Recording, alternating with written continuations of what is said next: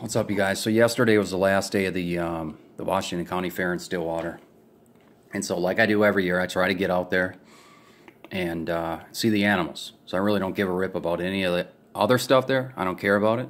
I do try to get out and see the animals, and even though I stand against anything and everything that encompasses or entails animals being used for entertainment, display, whatever it might be, anything that has to do with animals being used for human profit, I stand against all that stuff. I do appreciate the few rare opportunities I get every year to go out and see these animals that I don't see on a regular basis. And I appreciate those opportunities, and I embrace them. I definitely embrace them. So I went out there last day of the Washington County Fair. Went out there, saw the horses, sheep, goats, pigs. I think there was a camel there too. And of course, the worst of all, the most depressing of all, in my opinion, well, I don't know, the pigs. The pigs are pretty bad too, because you'll see the pigs laying there, and they're breathing super hard, and flies are just swarming on them, just bearing them. These flies are just relentless. There's nothing these pigs can do. I mean, you guys know how annoying it is when a fly just won't stay the hell away from you and it won't stop bugging you. It drives you nuts. It drives you mad, and that's just one. Now just imagine 10 to 20 of these flies on you all the time, man. And you're tanked out, you're exhausted, laying on the ground. There's nothing you can do about it.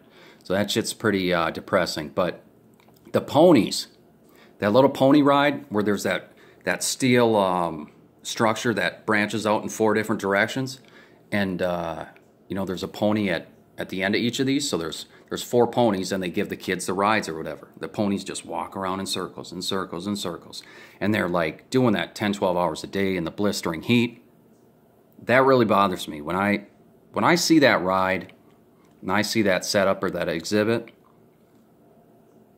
I can instantly feel a fire in my belly. It pisses me off. It's just like, I don't get it, man. I don't understand how people are cool with letting animals do all the work for them, knowing that the money that ends up in their pocket is because of the work the animals are doing. Not the work they're doing, but the work the animals are doing. Not the way I'm wired, no. I wear my heart on my sleeve, especially when it comes to animals. And so when I saw that exhibit there, I knew, okay, now's the time. I'm going to go ask this guy if he thinks they're enjoying it. Now keep in mind, I went there knowing full well that this thing could turn ugly, that it could become interesting quick, but I wasn't necessarily aiming for it to go that direction. I wasn't opposed to it, but that wasn't my mission. That wasn't what I was trying to accomplish. So I go up to this guy, say, you think they're enjoying this? He's sitting there, right, with he's turned sideways, and he's on his cell phone, right? Looks up at me quick, then looks back on his cell phone.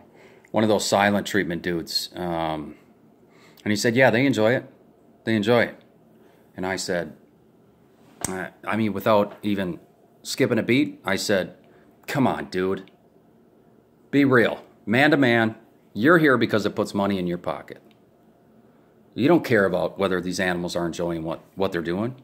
You're not here so that they can enjoy the sunshine and get exercise and be around people. And you're not here to entertain the families either. That's not why you're here, man. You're here because that money ends up in your pocket. And it goes without saying, right? We all know that. We all know that's why those people are there, right? They're not going to do it if they don't profit from it. But my whole thing was, I wanted to air that out there, right? Vent that out there. Throw that out on the table.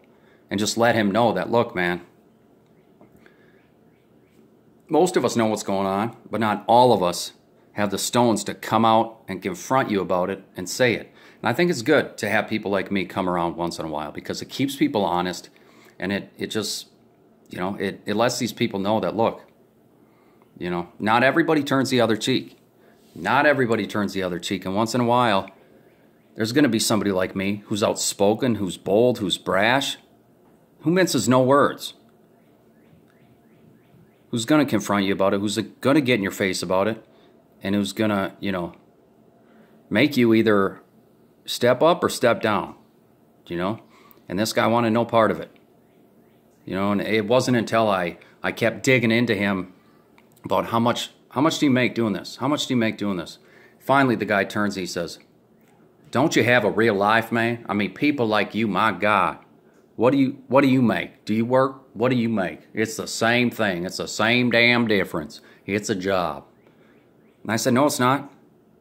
I said, it is not the same thing. The money I make, the money that's in my pocket at the end of the day, is because the work I do personally, with my hands, not the work ponies are doing for you. These ponies are out here slaving away in this blistering heat for you. You're not doing shit but sitting on your dead ass on your cell phone while they're working their butts off. They're doing all the work, and the money ends up in your pocket. That's the difference. With me, I do the work and put the money in my pocket.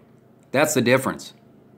And it was shortly after that where he threw in the towel, you know, threw up the white flag and immediately said, you know what, I'm done with this guy. I'm going to call for my little cheerleader security guard. And so then he called for him and goes, Calvin, I have an issue. This guy, this dumbass here, he's starting shit. Yeah, him. He's starting shit. So I turned around and, you know, shouted out some profanities in his direction and told him, I said, look, man, your little security guard that you're calling on to fight your battle, because you don't have enough balls to do it, he wants nothing to do with me either. So I'm going to meet him in the middle. I'm going to walk up to him. Okay? So I did that. I walked up to him. I told him what happened. I said, this guy's butthurt. Because I didn't turn the other cheek, because I'm calling him out on this bullshit. And he doesn't like it. He doesn't like it. And that's exactly why he's trying to throw the situation on your plate so you can deal with it. And he said, yeah, you know, we all gotta eat, man. We all gotta eat. We're not all Dr. Phil like you are. I'll tip my hat to the guy. That was kind of a clever line, but at the end of the day, that's the watered down version of it. If you guys want to see the footage, reach out to me.